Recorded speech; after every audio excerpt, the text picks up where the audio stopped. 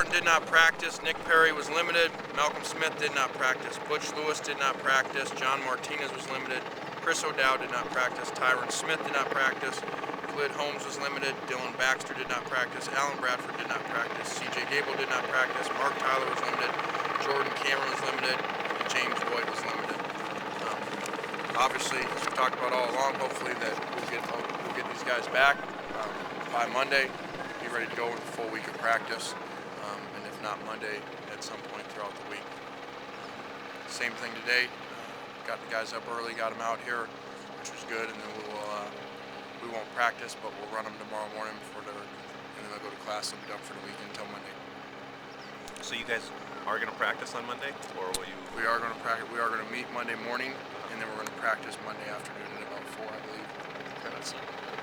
No, they won. That was their Sunday was off for their win. So Sunday's off. Monday you're going. Sunday's off. Okay. They have Saturday and Sunday off. Monday's on. Monday we'll practice at I believe 4 o'clock. It'll be a lighter practice. Sorry, we just figured it out.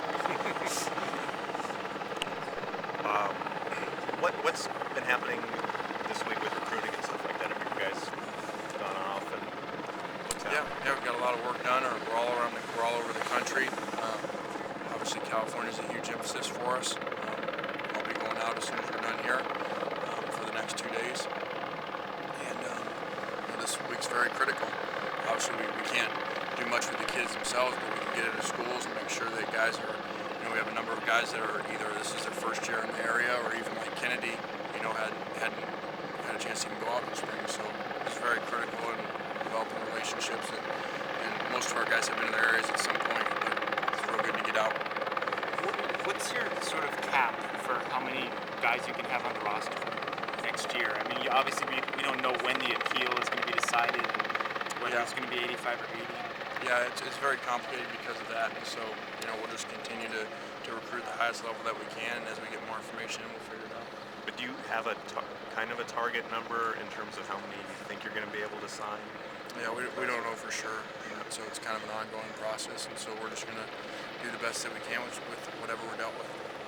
Any particular position that you're focusing on? Or sure. Unless they let us start entering 7-on-7 tournaments, we better find some linemen. We start looking at our spring. You've got a problem even lining up and running a play. So obviously linemen will be our number one focus, followed by linebackers, because that's the same thing. Mm-hmm. What are your plans for Christian Thomas? Yeah, we put him at fullback. We're still trying to figure it out. He's a great athlete. And, tight end's probably the easiest thing for him, but that may not be the best for us. Look at same thing. You look at our roster. Who's playing fullback in the spring. So we're trying to look at him to see if he can do that as well. Could he? Obviously, you think he could do that. He's not too big or anything for that. He's a little bit tall for it, but once again, we're going to have to be creative with the hand that we're dealt here. So we've got to find, whether it's playing two ways or playing guys out of position, we've got to find a way to make the best of what we have. You talked about DJ Morgan yesterday a little bit. What do you see specifically that is encouraging to you? I think this is the first week that we've really been able to see a lot with him, up with the real guys, and been very encouraged by him in the pass game and in the running game.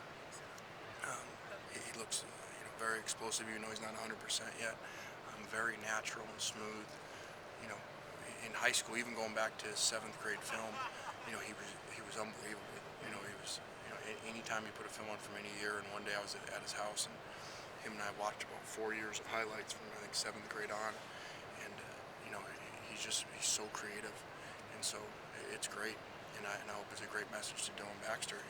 Here's somebody that didn't get quite the praise as him because of his injury, but he's going to have to work his tail off, to be able to start here with that kid here. Obviously, Oregon's going to be a huge challenge, but in a sense, is it a good opponent for the defense because they can't afford to be satisfied with their kind of breakout performance against Cal? Yeah, definitely.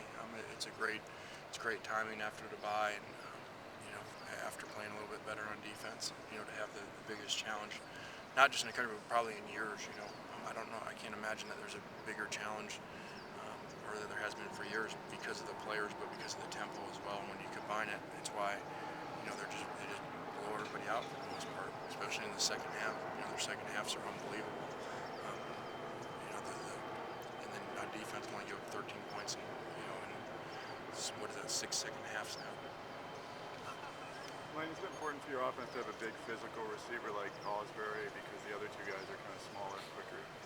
Yeah, you don't have to. We kind of always have been fortunate too, and that's our, that's kind of our, our model. If we were to, have the classic X over there, but if we don't, we don't. We start Robert and Rojo, who aren't big guys right now, and I think that over the last few weeks they're probably playing as well as any tandem in the country. So we don't have to, and same thing as the questions before. We're going to make the best of what we have, and so if we don't have that guy, then we'll play the best players and figure it out and adjust our system for it. There's already a concern and a movement as you look at our roster where it's at now, and it's hard to fix a roster in 1 year because there aren't a lot of true freshmen that come in and are significant players. There's probably only 10, 15 Robert Wood stories around the country. So we may end up being a spread offense here. Look at what we have. We got a bunch of really good receivers and backs and tight ends, and we have a fullback on our roster that's on scholarship. Starting in 2 months from now.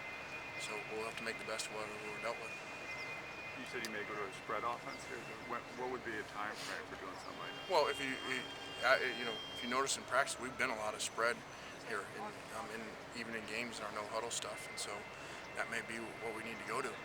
Because like I said, we're moving Christian Thomas to fullback. He's 6'2.5". He's a 6'2.5" really receiver that we're moving there. So we'll play with whatever we have.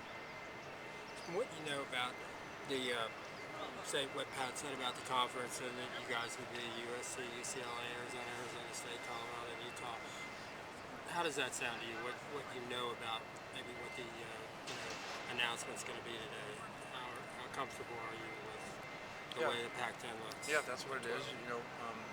It's good, and I just hope that I hope they lock us with Stanford and Cal for our fans more than anything because of the tradition of those matchups and how many years it goes back. And it'd be a shame not to play them every year. So hopefully that'll be kind of the final piece of it.